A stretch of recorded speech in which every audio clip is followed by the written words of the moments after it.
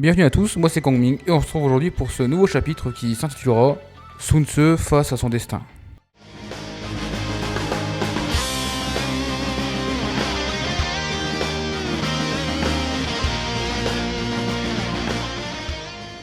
Nous sommes en l'an 198. Le Yu, qui est toujours aux ordres de Yuanchu, commence à se lasser des décisions et du comportement de Yuanchu. En effet, ce dernier traite les Yu comme des chiens. Et Sun Tzu a assez attendu. Il propose un échange à Yuanchu, lui donner le sceau impérial en échange de troupes. Sun Tzu ne tient pas au sceau impérial, car avant tout, il veut faire progresser le Yu à un rêve bien plus grand. Forcément, Yuanchu accepta et hérite du sceau. Quant à Sun Tzu, il décide de réunir les Yu en lançant un appel aux officiers qui s'étaient éloignés de Sun Tzu quand il avait rejoint Yuanchu. Maintenant que Sun Tzu a quitté Yuanchu avec les Yu, il part à la conquête d'un territoire qui appartenait à ses ancêtres, le Jiangdong. Sauf que Jiangdong est séparé en plusieurs petits territoires, et il est tenu par plusieurs seigneurs. Sun Tzu, en arrivant, part en direction de Wujun pour commencer sa conquête. Le seigneur qui est posté à Wujun s'appelle Lui Yao. Lui Yao apprend que Sun Tzu décide de conquérir Jiangdong, et Lui Yao s'opposa. Il demanda de l'aide à d'autres seigneurs qui gouvernaient à Jiangdong. Et c'est là que le premier conflit éclata.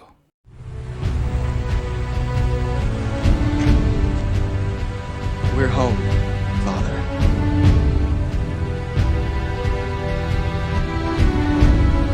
It's good to be back. We were right to give up the Imperial Seal. The seal means nothing by itself. Authority does not reside in a symbol. It comes with power. So we need to prove our strength. To reclaim our land. Yes. Let's do it, Joyu!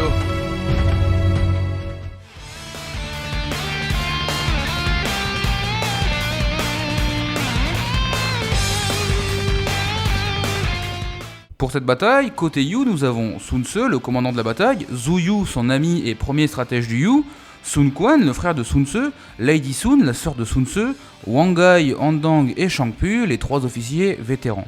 Côté Lui Yao, nous avons Lui Yao, le commandant de la bataille, Taishi, un guerrier apparemment très puissant, Shu Gong, Wanlang, un seigneur du territoire, Yambayu, un autre seigneur du territoire, Dongxi et Yumi.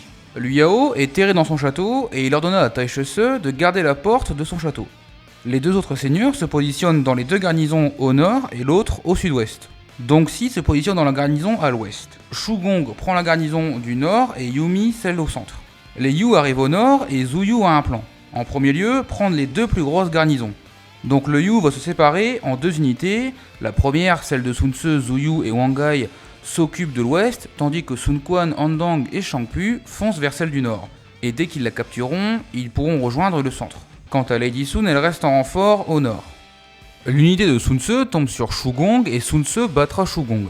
Ce dernier dira à Sun Tzu que, peu importe les décisions qu'il prenne, son destin est scellé. Sun Tzu n'en tient pas compte et continue à avancer. Arrivé à la garnison à l'ouest, Zhu Yu décide de mettre le feu à la garnison pour faire sortir Dongxi.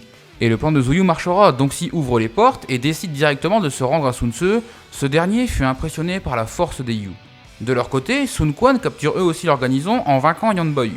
Ils décident de rejoindre le centre, sauf Sun Quan qui décide seul de prendre la route à l'est. Arrivé à l'est, Sun Quan rentre dans la garnison qui est complètement vide. Sun Quan ne l'avait pas compris, mais il est tombé dans le piège de Lui Yao. Une embuscade apparaît dans la garnison et Sun Quan est isolé. Lady Sun décide de le rejoindre, mais le temps d'y aller, il serait trop tard pour Sun Quan. Mais au nord-ouest, deux personnes à cheval foncent secourir Sun Quan. Arrivés à la garnison, ils battent l'embuscade, mettant Sun Quan à l'abri. Sun Quan les remercie et demande qui sont-ils. L'un d'eux se présente sous le nom de Zhu Tei et l'autre Jiang Qin. Les deux sont des combattants locaux, des aventuriers si vous préférez. Les deux décident d'aider le Yu à battre Lui Yao. Taishi décide de désobéir à son seigneur, il lâche la porte et part aider ses troupes sur le champ de bataille. Mais en arrivant au centre, Sun Tzu repère Taishi.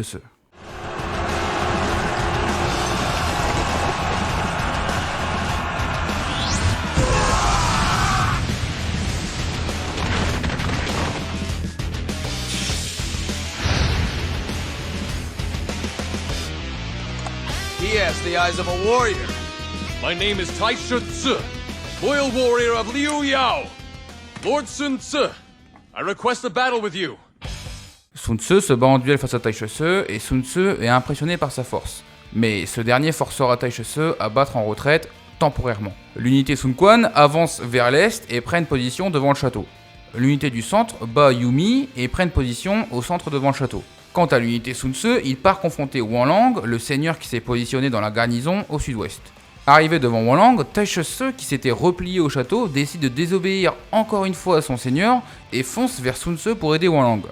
Mais Taichese se fera encore battre par Sun Tzu. L'unité de Sun Tzu bat Wanlang et se positionne devant la porte du château à l'ouest.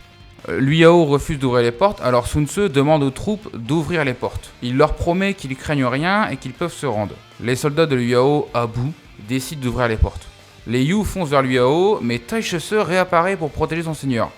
Sun Tzu admire le courage et la ténacité de Taichese, mais ce dernier ne fera pas encore le poids face aux Yu. La bataille se termine par Sun Tzu qui bat Liu Yao. You've done it, my lord.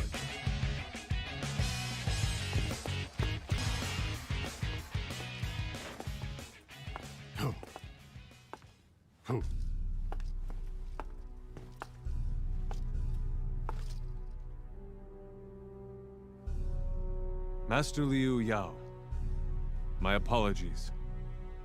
As a warrior and as a man, I wish to live a just and true life. So, from this day, my life is yours, Master Sun Tzu.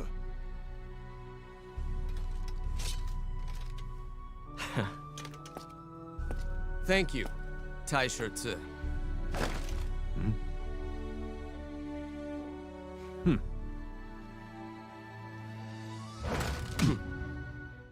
Taichese rejoint Sun Tzu, Zhu Tei et Jiang Qin font de même. Sun Tzu, en battant Liu Yao, Wanlang et Yan Bayu, il prend le pouvoir d'une grosse partie du Jiangdong. Mais conquérir n'est que le début, car gouverner est un défi bien plus grand. En effet, le Jiangdong est instable, fragile, toujours prêt à sombrer dans le chaos. Sun Tzu le sait. Alors il ne relâche jamais la pression. Il pacifie, il organise, il impose son autorité. Et là où d'autres échouent, il réussit. En quelques temps seulement, il transforme une terre divisée en un territoire uni. Libéré de toute chaîne, Sun Tzu avance désormais à son propre nom, ville après ville, seigneur après seigneur. Il ne laisse derrière lui que des victoires. Certains se soumettent, d'autres résistent et tombent.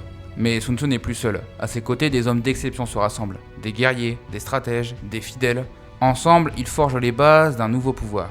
Dans le Jiangdong, une vérité s'impose peu à peu. Un nouveau seigneur est en train de naître. On lui donnera le titre du Petit Conquérant.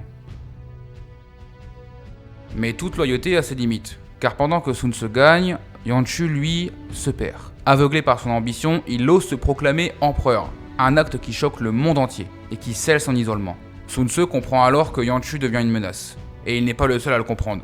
En effet, l'empereur ordonna l'élimination de Yuanchu. Les seigneurs qui acceptent forment une coalition pour vaincre Yuanchu. Sun Tzu se hâte de battre Yuanchu, mais ça ne sera pas le seul seigneur à y participer. L'empereur ordonne à Cao Cao de prendre le commandement de la coalition. Et même Liu Bei, qui avait perdu de vue son frère, décide de sortir de sa tanière pour rejoindre la coalition. Toute la coalition se rejoint au camp principal.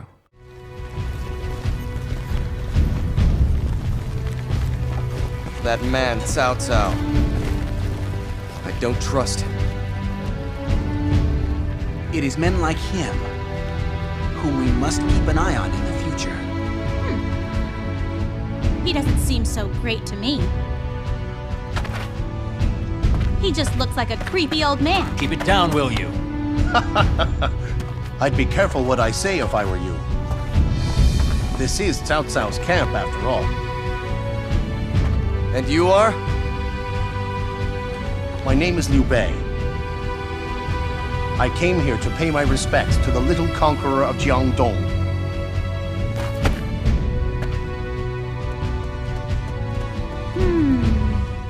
Sun Tzu ne fait absolument pas confiance à Cao Cao, il le sait, au fond de lui que Cao Cao est une grande menace. Mais quant à Liu Bei, il le trouve beaucoup plus sage. Faut dire aussi que leurs ambitions et les chemins qu'ils prennent sont assez similaires. La coalition font des ravages sur le champ de bataille, et Yuanchu ne peut juste rien faire. Ils entrent direct dans le château de Yuanchu, et Yuanchu mourra sur le champ de bataille. Quant au sceau impérial, on ne le retrouvera jamais. Alors pourquoi je vous raconte tout ça? Tout simplement parce que malgré que tout le monde a participé à la bataille, c'est Cao Cao qui héritera du territoire de Yuanchu. Et oui, car ce dernier a l'empereur sous la main. Ça paraît normal que ce soit lui qui obtient le territoire de Yanshu. Et c'est là que Cao Cao avait bien joué son coup quelques années avant. En allant récupérer l'empereur, il obtient beaucoup plus de pouvoir. Malgré tout ça, Sun Tzu trouve ça injuste et voit clair dans le jeu de Cao Cao. Il commence donc à avoir l'idée dans le coin de sa tête à une bataille contre Cao Cao. Mais est-ce que le Yu en a la capacité? Sun Tzu pense qu'ils peuvent le faire. Alors le Yu décide de rentrer sur leur terre pour préparer un plan pour vaincre Cao Cao. En l'an 200, le Yu se prépare pour la bataille contre Cao Cao. Leur objectif, c'était la capitale. Mais juste avant, Sun Tzu décide d'aller chasser avec Zhu Yu, Sun Quan et Zhu Tei. Mais pendant leur chasse, quelque chose d'inattendu allait se produire.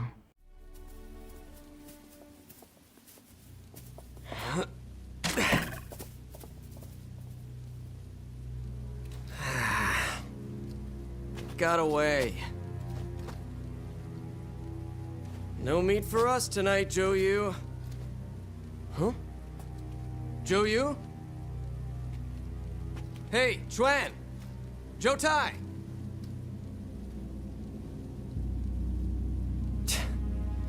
Where have they gone to? Sun Tzu, Huh? you have taken Wu Jun and call yourself the Little Conqueror? Shu Gong. And who are you? Look back on the path you have walked, one twisted by power. The cries of hatred and flames of anger shall now become a vortex. Suck down into it. You shall meet your end here. Hey, what are you talking about?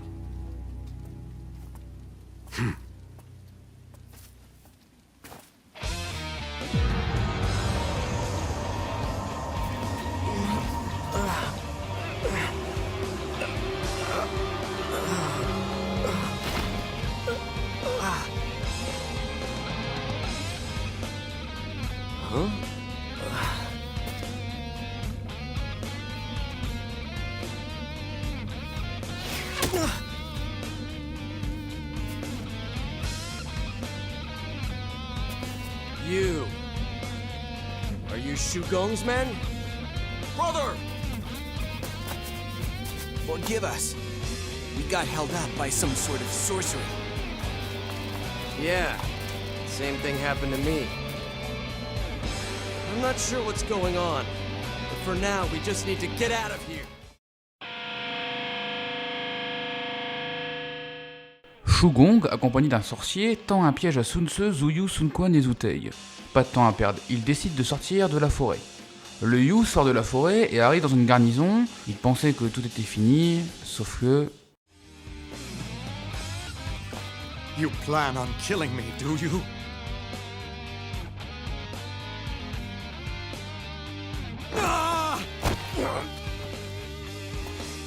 Very well, but I'll take you with me.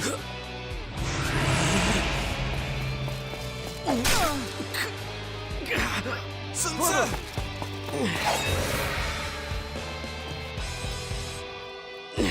You will walk the path of the conqueror and clash with Lord Cao Cao. Don't you see? The more men of your caliber step forward, the worse this chaos will become. Shut your mouth! All I have to do is defeat them all! You fool. Ganji, I leave the rest to you. Very well. Your revulsion for this time of war is perfectly clear to me.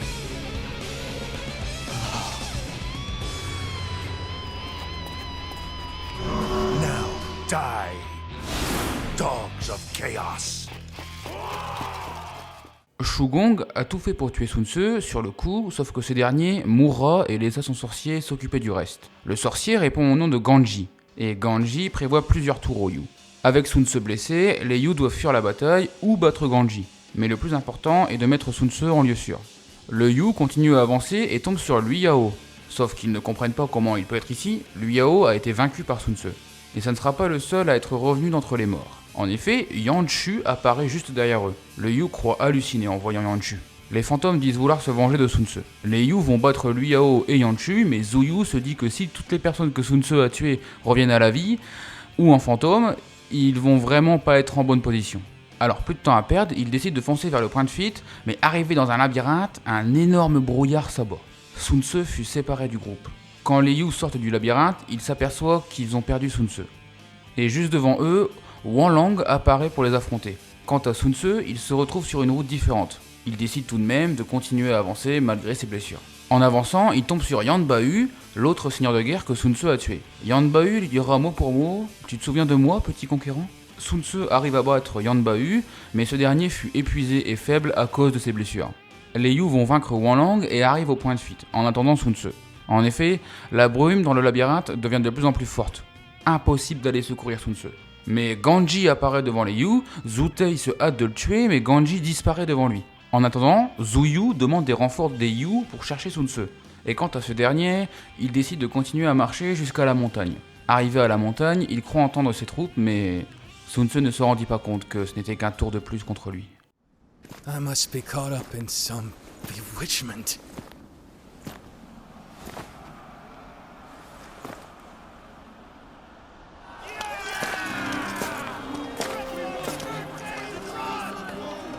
Sun Ce, where are you? Well, we won. Looks like they won't need me leading the charge anymore.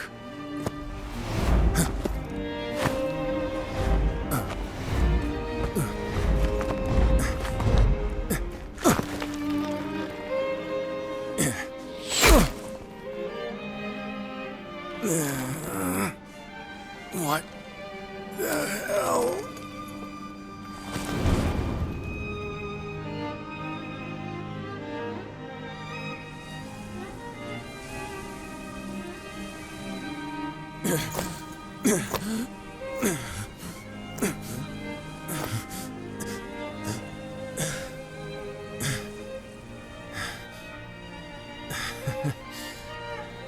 I didn't expect this. Sorry. Chuan. Xiang.